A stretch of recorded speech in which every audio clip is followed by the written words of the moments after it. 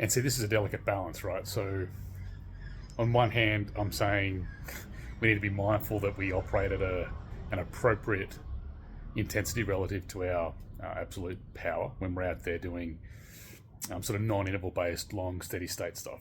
Okay, and then on the other hand, I'm trying to promote that it's useful, it's a good thing to do, but I'm also saying that it's really difficult to do and that people should be very wary of how much volume that they do. So, where do you start?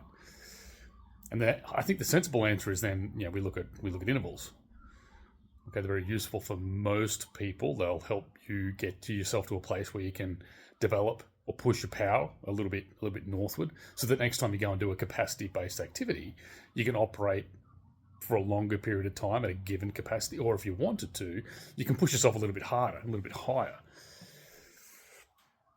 Catch still becomes, I like going for long runs, or I like going for long bike rides, or I like doing a lot of swimming, and that's perfectly fine. I think what we need to realize though that there's got to be a little bit of give and take. Now I'm all for doing interval work. Okay, I can't say that outside of holidays I have a huge amount of time during the week to get a lot of cardio done. So I break my conditioning up into maybe 20, 25, maybe 30-minute sessions a week. Very interval based, very, very power oriented. Do I need to do more capacity building stuff? You bet your ass. I should be doing heaps more than that. The difficulty is that, like the rest of us, we just have life responsibilities. And like, to be fair, sometimes when I have the free time, there are other things that I'd like to do.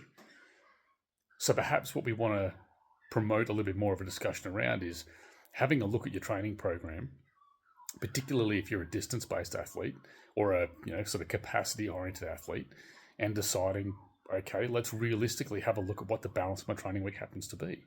Do I need to do more interval stuff? Do I need to do more capacity stuff? And if I want to do more capacity stuff, am I genuinely in a position where I can receive the stimulus that it's trying to provide, or why I'm trying to engage in that sort of program?